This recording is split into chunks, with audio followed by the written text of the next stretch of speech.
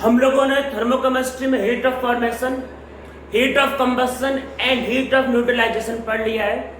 और जैसे मैंने आपको कहा था कि 4 मेन एनर्जी होते हैं, बाकी कुछ छोटे मोटे एनर्जी होते हैं। तो हम लोग 4th मेन एनर्जी पे आते हैं, उसके बाद कुछ छोटे मोटे एनर्जी को और पढ़ेंगे। तो देखो इसमें जो 4th energy that is bond energy, bond energy. तो सबसे पहले मैं जो बता रहा हूं उसको बहुत ध्यान से समझना है। अगर आप केमिस्ट्री में कभी भी बॉन्ड को तोड़ते हो, मतलब बॉन्ड को ब्रेक करते हो, तो हमेशा एनर्जी देना पड़ेगा। देखो पहला क्वेश्चन यह आता है कि कोई भी एटम बॉन्ड क्यों बनाता है। आप बोलते हो कि भाई बॉन्ड बना के वो स्टेबल होता है। स्टेबल का क्या मतलब है? स्टेबल का मतलब है भाई लेस एनर्जी। स्टेबल हो रहा मतलब कि लेस एनर्जी। अगर एनर्जी कम हो रही है इसका मतलब वो एनर्जी रिलीज कर रहा होगा। मान लो कोई भी एटम, मान लो सोडियम है, वो इलेक्ट्रॉन को रिलीज करता है, बोलते स्टेबल हो रहा है। स्टेबल होने का मतलब ये होता है कि वो अपने एनर्जी को भी रिलीज करता है। जितनी कम एनर्जी, देखो साइंस में एकदम सिंपल सा लॉजिक है, less energy means more stability. तो कोई भी एटम अगर पूछा जाए भाई क्यों बॉन्ड बनाता है, तो आप बोलोगे स्टेबल होने के लिए। स्टेबल होने का मतलब क्या है? वो एनर्जी का लॉस करता है। तो जितना एनर्जी का लॉस करेगा उतना स्टेबल होगा। ठीक है, तो आपको याद कर रखना है कि जब भी बॉन्ड बनेगा एनर्जी रिलीज होगा, और जब भी बॉन्ड टूटेगा उल्टा, अब बॉन्ड तोड़ रहे हो तो एनर्जी फिर देनी पड़ेगी। और एक बात याद रखना है, कौन सी बात का? वो है IUPAC sign convention. IUPAC sign convention क्या कहता है कि भाई एनर्जी रिलीज होगी तो उसको माइनस साइन से लेना है, और अगर एनर्जी देनी पड़ेगी तो प्लस साइन से। तो इस टॉपिक में प्लस माइनस देखो ऐसे डिसाइड करना। अगर कोई रिएक्टेंट, मान लो रिएक्टेंट, तो रिएक्टेंट का बॉन्ड तोड़ना पड़ता है तो एनर्जी देनी पड़ेगी। तो एनर्जी किससे लेना है? पॉजिटिव से। ठीक है, कोई भी मान लेते हैं आपका प्रोडक्ट है, तो बॉन्ड क्या होगा भाई? बनेगा, एनर्जी क्या होगा? रिलीज। तो प्रोडक्ट का, आपको जब भी प्रोडक्ट का बॉन्ड दिखाई दे तो एनर्जी को क्या करना है? रिलीज, उसको लेना है माइनस साइन से। और जब भी कोई रिएक्टेंट का बॉन्ड दिखाई दे तो क्या करना है? तो भाई बॉन्ड तोड़ना है तो एनर्जी को लेना है प्लस साइन से। ये एकदम क्लियर कट रहा है।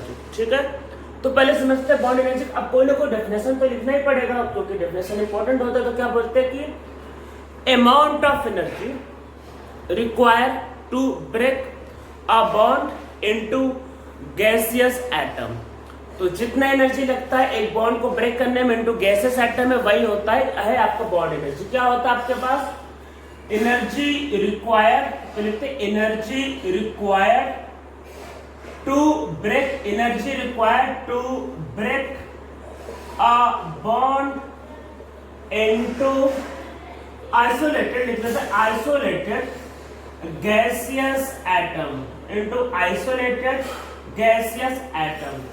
तो जो भी एनर्जी लगता है भाई बॉन्ड को तोड़ने में, आइसोलेटेड गैसियस एटम बनाने के लिए, वही आपके पास कहलाता है बॉन्ड एनर्जी। अब अगर मान लो किसी एटम में 2 बॉन्ड हो गए, 3 बॉन्ड हो गए, तो क्वेश्चन आता है वहां बॉन्ड एनर्जी को कैसे डिफाइन करेंगे। तो उस केस में आपको एवरेज एनर्जी की बात करनी। इसको समझते हैं एवरेज एनर्जी का क्या कॉन्सेप्ट है। देखो पहले अगर क्लोरीन क्लोरीन का बॉन्ड है, इसको अगर तोड़ेंगे तो बॉन्ड एनर्जी देखो भाई मिल जाएगा, जो भी बॉन्ड तोड़ने में एनर्जी होगी आ जाएगा। एक दूसरा एग्जांपल लेते हैं H2O। अब H2O के केस में देखो क्या होगा, ऑक्सीजन और हाइड्रोजन के बीच में 2 बॉन्ड, 2। आपने मान लो पहला बॉन्ड को तोड़ा तो एनर्जी लगा X। अब देखो जब पहला बॉन्ड तोड़ देंगे तो वो OH बन जाएगा। अब OH एक अलग स्पीसीज है, OH एक अलग मॉलिक्यूल है, तो उसको तोड़ने में अब आपको एनर्जी अलग लगेगी। देखो पहला बॉन्ड तोड़ा तो मान लेते एनर्जी X लगा, अब ये OH बन गया है। अब OH को तोड़ने में आपको जो एनर्जी लगेगी वो अलग लगेगी, तो मान लेते इसको तोड़ने में एनर्जी जो है वो Y लगा।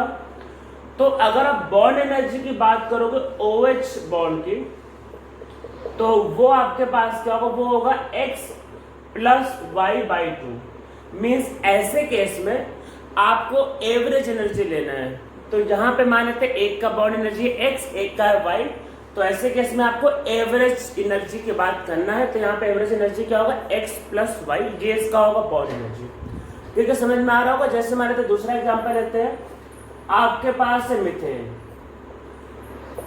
तो मीथेन में आप जब पहला बॉन्ड तोड़ोगे, सपोज करते हमने पहला बॉन्ड ब्रेक किया, एनर्जी लगा कुछ A, हमने दूसरे बॉन्ड को तोड़ा, एनर्जी लगा B, क्योंकि मॉलिक्यूल बदल रहा है, पहले CH4 था फिर CH3 हो गया, अब 2 बॉन्ड तोड़ दिए तो अब क्या बचा CH2। अब CH2 से बॉन्ड तोड़ने में मानते एनर्जी लग रहा है C, और उससे तोड़ने में एनर्जी मानते लग रहा है D। तो अब आपको अगर आप बॉन्ड एनर्जी निकालना है तो चारों बॉन्ड का क्या लेना है, एवरेज। तो क्या होगा A plus B plus C plus D, 4 bond है तो बाई 4। तो अगर 2 3 4 बॉन्ड हो गए तो ऐसे केस में बॉन्ड एनर्जी क्या होता है, एवरेज एनर्जी। ये बात ध्यान रखना है कि ऐसे केस में जो बॉन्ड एनर्जी होता है वो आपके पास होता है एवरेज एनर्जी। ठीक है, तो सबको क्या है बॉन्ड एनर्जी भाई समझ में आ गया होगा क्या होता है। अब ध्यान रखना है कि जब भी बॉन्ड टूटेगा तो एनर्जी आपको देना पड़ता है, और जब भी क्या होगा बॉन्ड बनेगा एनर्जी रिलीज होगा। अब हम लोग इस पे कुछ 1-2 न्यूमेरिकल करते हैं। तो पहले एकदम बेसिक से न्यूमेरिकल करते हैं। तो मान लेते हैं आपके पास एक मॉलिक्यूल है CH2 डबल बॉन्ड CH2, इसका आपने हाइड्रोजन से रिएक्शन किया और क्या बना CH3। ठीक है, ये किया, और आपके पास बोला है find heat of above reaction. तो मान लेते हैं ऊपर वाले रिएक्शन का हीट पूछ रहा है, कुछ एनर्जी दिया होगा, जैसे क्या क्या इंफॉर्मेशन है, bond energy C single bond C का कुछ इंफॉर्मेशन लिख लेते, 200 किलो जूल पर मोल।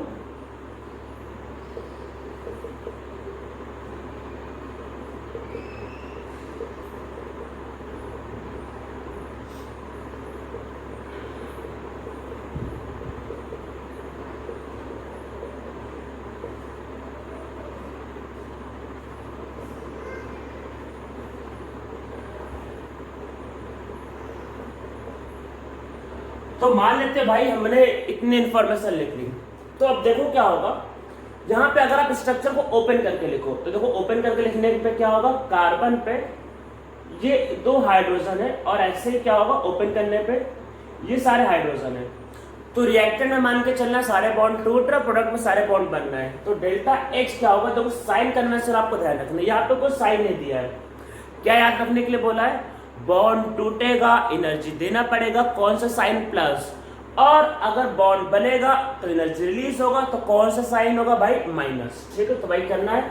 तो यहाँ पे 4 सिंगल बॉन्ड तो लिखोगे 4 time bound energy of CH। ठीक है, एक डबल बॉन्ड है तो क्या होगा bond energy of C double bond C, एक हाइड्रोजन का बॉन्ड है तो प्लस बॉन्ड एनर्जी ऑफ भाई H बॉन्ड।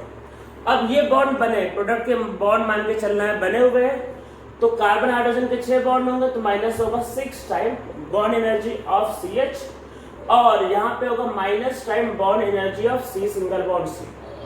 जो भी वैल्यू गिवन है, जो भी इंफॉर्मेशन गिवन है, सबको पुट कर दो, आपका आंसर आ जाएगा। तो याद कैसे रखना है, रिएक्टेंट में बॉन्ड तोड़ने का होता है एनर्जी प्लस से लेना है, प्रोडक्ट में बॉन्ड बनता है तो एनर्जी माइनस से लेना है। तो सारा वैल्यू को पुट कर देते हैं, क्या होगा देखो 4 टाइम इसका नहीं, पहली बात तो ये कट जाएगा, ये देखो 2 बचेगा। पहले डबल बॉन्ड को रख लेते हैं, ये 350 सिंगल बॉन्ड 325, ये कट गया तो माइनस 2 टाइम बचेगा CH बॉन्ड, कितना गिवन है 300, तो 300, और ये वाला bond C single bond C कितना गिवन है 200, ये इंफॉर्मेशन गिवन है माइनस 200, तो ये कितना हो गया 675, और ये हो गया माइनस 800, तो आया माइनस 125 किलो जूल पर मोल। ठीक है, ये इसका एनर्जी होगा। तो एक तो सिंपल क्वेश्चन ऐसा आता है जहां बॉडी एनर्जी से क्या होगा डेल्टा एस पूछेगा, ऐसे क्वेश्चन CET में, जेई मेन में या नीट में आ सकता है। दूसरा क्वेश्चन ये आता है कि हम लोगों ने जो पहले हीट ऑफ फॉर्मेशन पढ़ा है, तो हीट ऑफ फॉर्मेशन को बॉन्ड एनर्जी से रिलेट करके क्वेश्चन बहुत ज्यादा आता है, और ऐसे क्वेश्चन नीट में और जेई मेन के लिए बहुत ज्यादा कॉमन है। तो ये क्वेश्चन तो बहुत सिंपल हो गया, तो इसको रिलेट करना है। अब आपको हीट ऑफ फॉर्मेशन से क्वेश्चन बहुत सिंपल है, बस प्लस माइनस से करना होगा, और आपको क्वेश्चन आ सकता है ऐसे जेई मेन में या फिर आपके पास नीट में। तो करते हैं हम लोग एक ऐसा क्वेश्चन को, तो मान लेते हैं आपके पास C3H8 एक मॉलिक्यूल लेते हैं, इसका रिएक्शन होगा 5 टाइम O2 के साथ, तो क्या बनेगा 3CO2 प्लस आपके पास क्या बनेगा 4H2। ठीक, ये आपके पास है। और मान लेते आपके पास क्या है, बोला है find heat of formation of propane. Propane का हीट ऑफ फॉर्मेशन मान लेते पूछा है, और गिवन क्या है, if heat of formation of CO2 and H2O are -400 and -300 kilojoule पर मोल, ये गिवन। ठीक है, इसके अलावा कुछ इंफॉर्मेशन और लिख लेते हैं। तो बॉन्ड एनर्जी गिवन है, मान लेते हैं कुछ बॉन्ड की, जैसे मान लेते हैं C सिंगल बॉन्ड C की बॉन्ड एनर्जी गिवन है, यहाँ पे फटाफट इंफॉर्मेशन लिख लेते हैं। 200 C H बॉन्ड की मान लेते हैं गिवन है 300, फिर O डबल बॉन्ड O का लिख लेते हैं, मान लेते हैं गिवन है कितना 400, और C डबल बॉन्ड O का लिख लेते हैं 350, मान लेते हैं आपके पास ये। ठीक है, इन्फॉर्मेशन लिख लेते हैं। फिर आपके पास क्या है, H और O बॉन्ड का मान लेते हैं गिवन है कितना 250। ठीक है, तो C डबल बॉन्ड O, मतलब ये सारा इन्फॉर्मेशन गिवन है। तो देखो करना क्या है ऐसे क्वेश्चंस को, तो आपको क्या करना है कि जब भी ऐसा कोई क्वेश्चन दिया होगा तो आपको बॉन्ड एनर्जी का यूज करके क्या निकालना, हीट ऑफ द रिएक्शन। तो हीट ऑफ द रिएक्शन आ जाएगा। अब हीट ऑफ द रिएक्शन निकालने का दूसरा तरीका क्या होता है, प्रोडक्ट के फॉर्मेशन में से रिएक्टेंट को फॉर्मेशन को माइनस करना, तो जो हमने पहले पढ़ा, और दोनों को बस रिलेट कर दो, सीधा सीधा आंसर पहले निकाले तो हीट ऑफ द रिएक्शन, वही निकालते हैं हीट ऑफ रिएक्शन। तो देखो क्या होगा, प्रोडक्ट मतलब रिएक्टेंट में देखो प्रोपेन का स्ट्रक्चर तो पता ही होगा सब, तो सबको ये पता होगा। तो ये हाइड्रोजन है, तो मैं फटाफट कर दे रहा हूं। अब आपको ध्यान रखना, देखो कितने बॉन्ड है, तो आपके पास क्या है 2 बॉन्ड है कार्बन कार्बन के, और 8 बॉन्ड है कार्बन हाइड्रोजन के। ठीक है, ऑक्सीजन में डबल बॉन्ड है, तो 5 बॉन्ड है ऑक्सीजन डबल बॉन्ड ऑक्सीजन के। अब देखो CO2 में क्या है, CO2 में एक CO2 में 2 बॉन्ड है, तो 3 CO2 में 6 बॉन्ड, 3 CO2 6 बॉन्ड, तो -6 टाइम क्या होगा bond energy of C double bond O, और एक वाटर में 2 बॉन्ड, तो 4 वाटर में 8, तो -8 time bound energy of OH। ठीक है, तो ये तो सारी वैल्यू पुट करते हैं। देखो कार्बन कार्बन बॉन्ड 200 मींस 400 हुआ, 800 CH बॉन्ड 300, तो 8 × 300 कितना होगा 2400, और डबल बॉन्ड कितना ही 400 ओ 400 × 5 मींस कितना होगा 2000। ठीक है भाई, और -6 और C डबल बॉन्ड O 350, तो 350 × 6 तो कितना होगा 2100 -2100, और ये 8 और ये कितना 250, तो 250 गिवन है, तो कितना होगा 2000 मेरे हिसाब से आ रहा होगा, मतलब वैल्यू 2000, तो ये 2000 आपके पास आया। तो ये वैल्यू कितना आ रहा है आपके पास, C वैल्यू आ रहा है +500 किलोजूल पर मोल। ठीक है, ये इस गिवन क्वेश्चन के हिसाब से ये वैल्यू आएगा। ठीक है, अब ये वैल्यू कितना आ रहा है +500।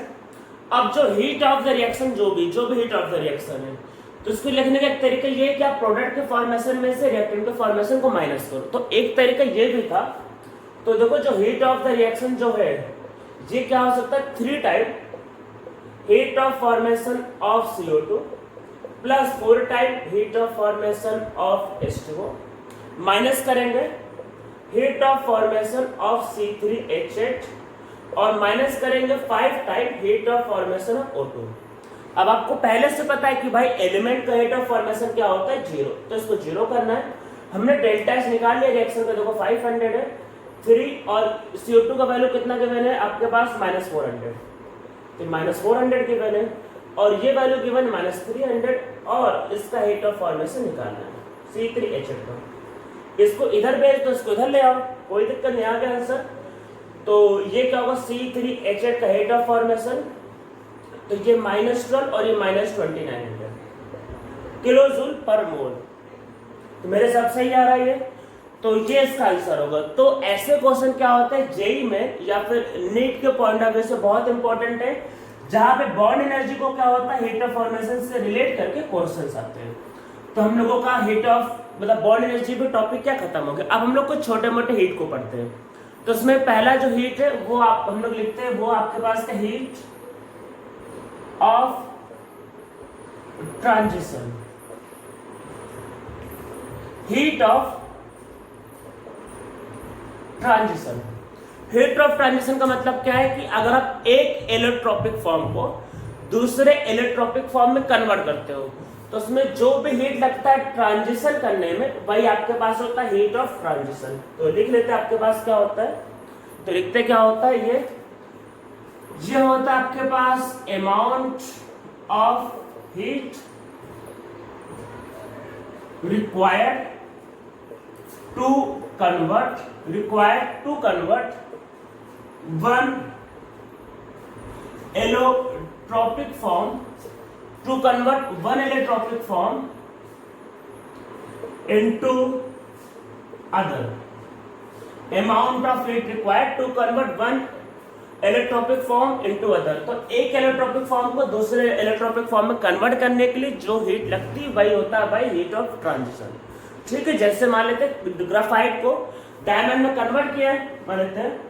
तो अगर आपके पास मान लेते ग्राफाइट है और इसको आपने कन्वर्ट किया डायमंड में, तो जो भी हीट लगेगा that is heat of transition. तो एक फॉर्म को दूसरे फॉर्म में कन्वर्ट करते तो होता है हीट ऑफ ट्रांजिशन। अब देखते हैं कैसे निकलता है। तो एक इस पर क्वेश्चन करते हैं। ये क्वेश्चन पुराना क्वेश्चन है जेई का, तो ये बहुत कॉमन क्वेश्चन वही करते हैं। Graphite and diamond, graphite and diamond on combustion, graphite and diamond on combustion releases 300 and 400 kilojoule per mole heat, इतना रिलीज करता है। फाइंड करना है, find energy required to convert graphite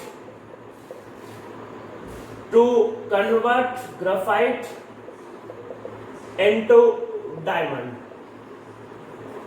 तो बताना ग्राफाइट को डायमंड में कन्वर्ट करने के लिए कितनी एनर्जी लगेगी। ठीक है, तो अब देखो क्या होगा। पहले वाले इंफॉर्मेशन के हिसाब से अगर आप ग्राफाइट को O2 के साथ रिएक्शन करोगे तो CO2 बनेगा। ठीक है, कितना एनर्जी रिलीज बोला हो रहा है 390, तो आप लिखो 390। और सेकंड वाले में क्या बोला है कि डायमंड का मतलब अगर आप डायमंड का कंबशन करोगे तभी CO2 बनेगा, सेम प्रोडक्ट तो सेम रहेगा। तो कितना एनर्जी रिलीज होता है 400, तो बोला कि एनर्जी रिलीज हो रहा है 400। तो पहले वाले से बोला 390 और बोला है कि जब डायमंड का कंबशन पे तो 400। तो एनर्जी बताना कितना वही लगेगा जब ग्राफाइट को डायमंड में कन्वर्ट करेंगे। तो ग्राफाइट से डायमंड चाहिए, तो नीचे लोग पलट देते हैं।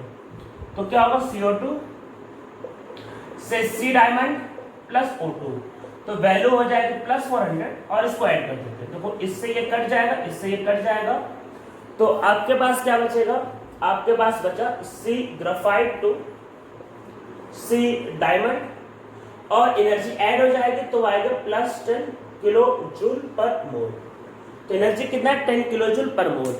तो यह आपका होता है हीट ऑफ ट्रांजिशन। जब आप किसी एक इलेक्ट्रोपिक फॉर्म को दूसरे इलेक्ट्रोपिक फॉर्म में कन्वर्ट करते हो तो जो भी हीट लगता है वही आपका होता है हीट ऑफ ट्रांजिशन। ठीक है, समझ में आ गया होगा।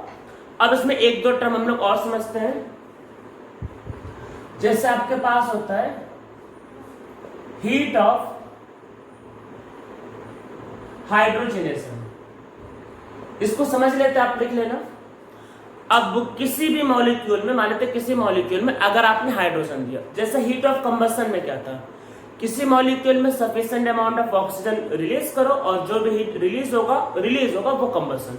इसमें रिलीज या एब्जॉर्ब दोनों हो सकता है। तो यहाँ पे क्या है कि 1 मोल मॉलिक्यूल है ना, 1 मोल मॉलिक्यूल का रिएक्शन हाइड्रोजन के साथ करना है। अमाउंट ऑफ हीट रिलीज और absorb is known as heat of hydrogenation. तो ये क्या है कि reaction of 1 mole molecule with hydrogen with hydrogen and form stable product. Amount of energy release or absorb is known as heat of hydrogenation. एक मोल molecule का क्या करना है, हाइड्रोजन से रिएक्शन करना है, जो भी एनर्जी रिलीज होगा या एब्जॉर्ब होगा वही आपके पास कहलाएगा हीट ऑफ हाइड्रोजनेशन। तो बस लिख लो, ये वर्ड पता होना चाहिए, बाकी इतना इंपॉर्टेंट है नहीं। इसके अलावा हम लोग कुछ इसमें और वर्ड देखते हैं। तो एक वर्ड हम लोग समझते हैं जो काफी अच्छा वर्ड है, तो वो समझते हैं, वो काफी मतलब अच्छा वर्ड है। तो एक टर्म होता है रेजोनेंस एनर्जी। रेजोनेंस एनर्जी, तो इस चैप्टर में क्या होता है, रेजोनेंस एनर्जी को कैलकुलेट किया जाता है, इसको डिफाइन नहीं किया जाता है। डिफाइन इसको किया जाता है हम लोग जीओसी, जनरल ऑर्गेनिक केमिस्ट्री में इसको डिफाइन करते हैं। क्या होता है एक्चुअल में तो रेजोनेंस एनर्जी होता है energy difference between most stable canonical structure and आपका रेजोनेंस हाइब्रिड। तो ये क्या होता है, energy difference between most stable canonical structure and resonance hybrid. तो रेजोनेंस हाइब्रिड और कैनोनिकल स्ट्रक्चर के बीच में जो एनर्जी डिफरेंस होता है वही होता है रेजोनेंस एनर्जी। ये थ्योरेटिकल पार्ट है जो जीओसी में समझा जाता है। अब हम लोगों को यहाँ देखो कुछ और समझना है, इसको समझते कि क्या है, बताना क्या चाह रहा हूं मैं। तो एक एग्जांपल लेते हैं। आपके पास एक हेक्सेन था, इसका रिएक्शन आपने हाइड्रोजन के साथ किया, ठीक है। तो आपके पास बना साइक्लोहेक्सेन। मान लेते यहाँ पे जो एनर्जी रिलीज हो रहा है, सपोज करते हैं जो भी रिलीज हो रहा है आपके पास वो है डेल्टा, मान लेते हैं x किलो जूल रिलीज हुआ, ठीक। मान लेते हैं हमने, अरे एनर्जी रिलीज होगा भाई, हाइड्रोजनेशन कर रहे हो तो एनर्जी रिलीज होगा। तो मान लेते हैं यहाँ पे जो एनर्जी रिलीज हुआ वो आपके पास कितना x किलो जूल, ठीक है, समझ में आया। अब एक दूसरा एग्जांपल समझते हैं। मान लेते हैं हमारे पास ये एक मॉलिक्यूल है, हमने इसकी रिएक्शन किया दो हाइड्रोजन के साथ, तो सेम प्रोडक्ट बना। अब हमने क्या सोचा कि ऐसे समझ लो कि अगर एक वैल्यू ले लेते, चलो एक वैल्यू लेके करते हैं। हमने सोचा कि भाई एक बॉन्ड के लिए एनर्जी रिलीज हो रहा है 100 किलो जूल, 100, तो दो बॉन्ड के लिए एनर्जी कितना रिलीज होना चाहिए, 200, यही होना चाहिए, सिंपल मैथमेटिक्स। एक के लिए 100 तो दो के लिए 200, पर ऐसा नहीं हुआ। और हमने क्या देखा, जहां पे एनर्जी रिलीज 200 से कम हो रहा है।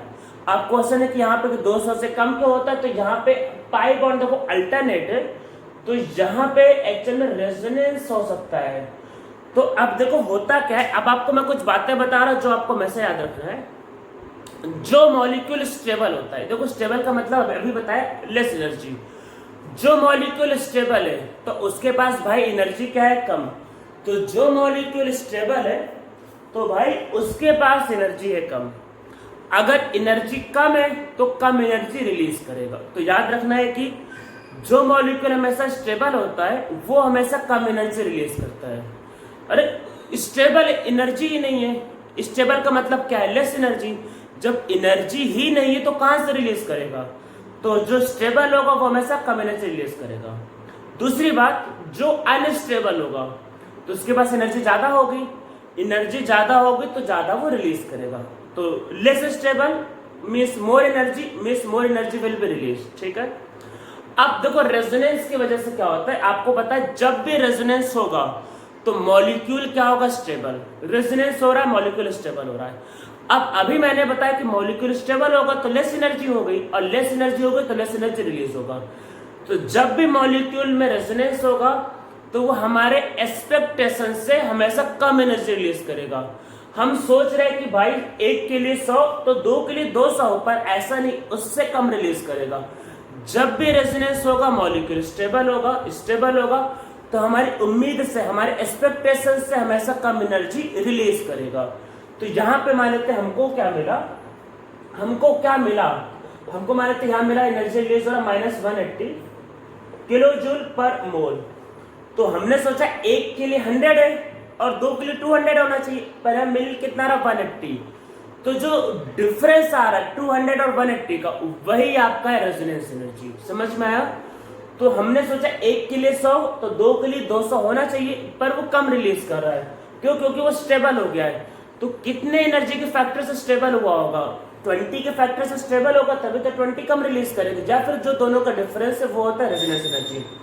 तो डेल्टा एच क्या होगा, रेजोनेंस एनर्जी क्या होगा, ये आपके पास होगा, ये आपके पास होता है थ्योरेटिकल एनर्जी। थ्योरेटिकल मीन्स हमने मैथमेटिक्स लगा के जो सॉल्व किया, theoretical energy minus actual energy. Actual energy बोल सकते हो या आप बोल सकते हो एक्सपेरिमेंटल एनर्जी। तो एक्चुअल एनर्जी या फिर एक्सपेरिमेंटल एनर्जी, ठीक है। जैसे यहाँ पे देखो क्या होगा, अगर मान लीजिए जहां रिलीज होता है x और जहां रिलीज होता है मान लेते हैं y, तो हमारे लॉजिक के हिसाब से दो के लिए कितना रिलीज होना चाहिए, 200 मतलब 2x। तो थ्योरेटिकली कितना है, 2x माइनस 2x रिलीज हो रहा, माइनस 2x। हमारे लॉजिक के हिसाब से भाई 200 रिलीज होना चाहिए था, एक के लिए x तो दो के लिए 200, तो थ्योरेटिकली 200 रिलीज होना चाहिए, पर रिलीज कितना हुआ है, सिर्फ y का। तो ये जो एनर्जी जो है यही आपका होता है, यही आपका होता है रेजोनेंस एनर्जी। तो सबको समझ में आया रेजोनेंस एनर्जी क्या होता है, जो डिफरेंस है। एक एग्जांपल और समझते हैं। सपोज करते हैं हमारे पास अगर 3 पाई बॉन्ड होते हैं, तो हमने सोचा कि चलो भाई 3 हाइड्रोजन जोड़ दिए जाए और इससे बना बेंजीन। हमने सोचा एक के लिए अगर x रिलीज हो रहा है तो 3 के लिए 3x होना चाहिए, पर 3x ना होकर उससे कुछ कम रिलीज हुआ। अब मान लेते इस रिएक्शन की एनर्जी है -z किलोजूल पर मोल, इतना रिलीज हो रहा है। तो अगर आपको यहां पे कोई पूछे रेजोनेंस एनर्जी, मान लो कोई पूछता है रेजोनेंस एनर्जी कितना है, तो आप बोलोगे रेजोनेंस एनर्जी -3x, मतलब भाई एक के लिए x तो 3 के लिए 3x होना चाहिए और इसका डिफरेंस तो +z, ये रेजोनेंस एनर्जी। तो रेजोनेंस एनर्जी समझ में आ गया होगा कि जो हम लोग सोचते हैं जो थ्योरेटिकल है उसमें से एक्चुअल वाले वैल्यू को माइनस करते हैं, ठीक है। तो ये आपके पास होता है रेजोनेंस एनर्जी। अब इसके अलावा 1-2 टर्म और होते हैं जो हम लोग और समझ लेते हैं, तो उसमें से 1-2 टर्म लिखते हैं। पहला आपके पास होता है हीट ऑफ एटमाइजेशन।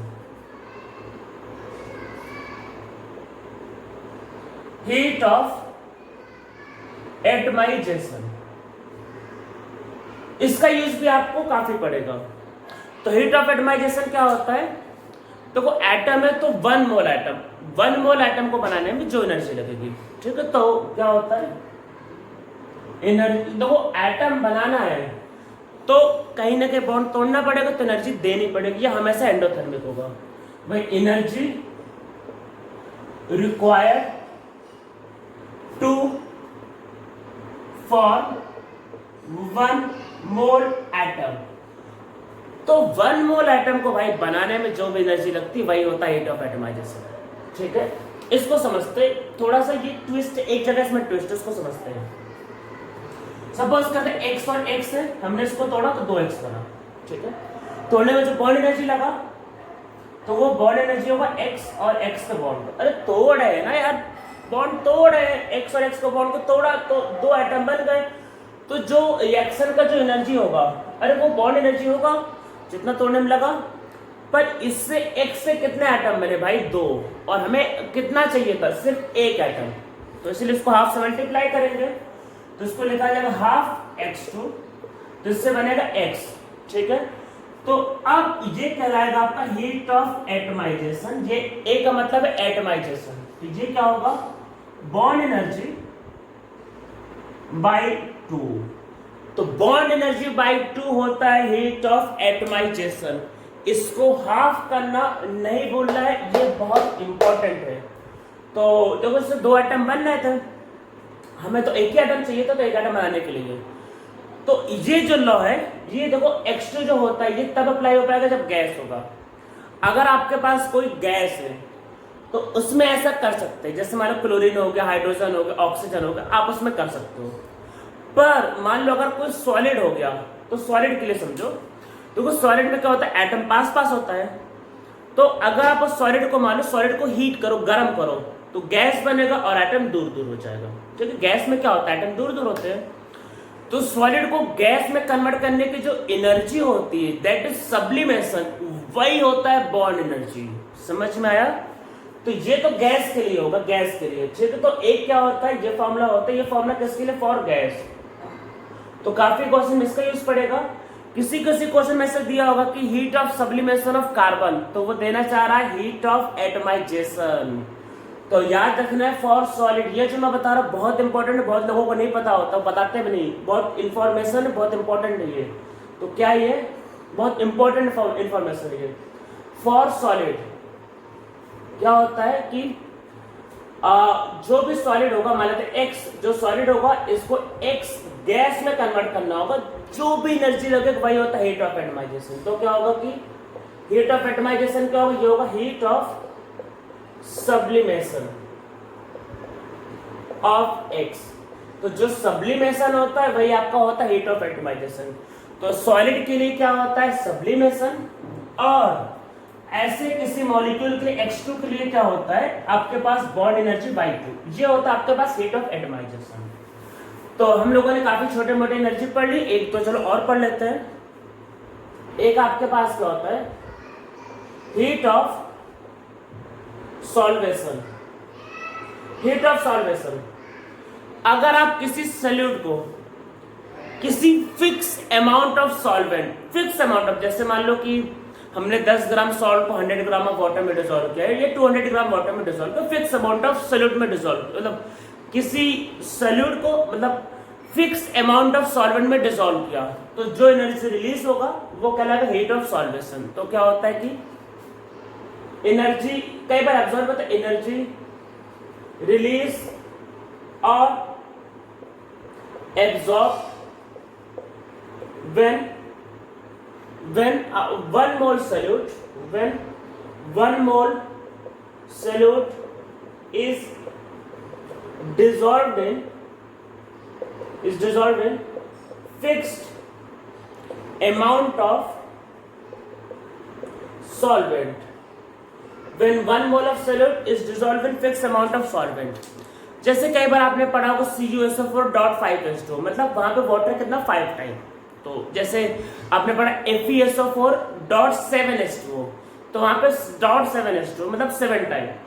तो अगर आप कभी भी जैसे मान लो इसका मतलब कि जैसे CuSO4 प्लस वही 5H2O और इससे बन गया CuSO4.5H2O, तो इसमें जो भी हीट लगेगा यही आपके पास का हीट ऑफ सॉल्वेशन।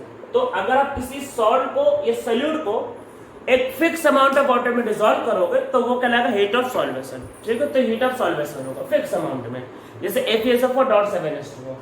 और एक दूसरा टर्म इसकी जगह होता है, एक और होता है हीट ऑफ डाइल्यूशन। तो हीट ऑफ डाइल्यूशन क्या होता है, अगर आप किसी सॉल्यूट को बहुत लार्ज अमाउंट ऑफ क्या है कि सॉल्वेंट में डिसॉल्व करो तो वो कहलाएगा हीट ऑफ डाइल्यूशन। तो ये क्या होता है कि when solute is dissolved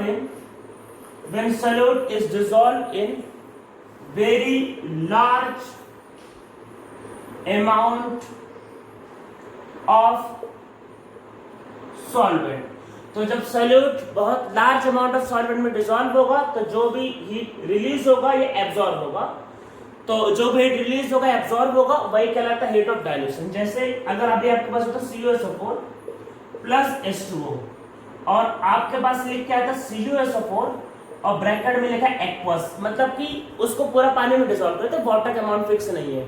तो अब यहाँ पे जो भी होगा ये आपके पास होगा हीट ऑफ डाइल्यूशन, ठीक है। ये तो हम लोगों ने क्या है कि थर्मोकेमिस्ट्री की जितने भी एनर्जीज थी, बड़े एनर्जी छोटे एनर्जी सब पढ़ लिया, और हम लोगों ने इसके क्वेश्चंस की कुछ प्रैक्टिस भी कर लिया। हम लोगों को ये जो सेशन चल रहा है ये स्पेशली जेईई मेन और नीट के लिए चल रहा है, तो इस पर हम लोगों ने काफ़ी प्रैक्टिस कर लिया। अब हम लोग क्या करते हैं सेकेंड लॉ ऑफ थर्मोडायनेमिक्स।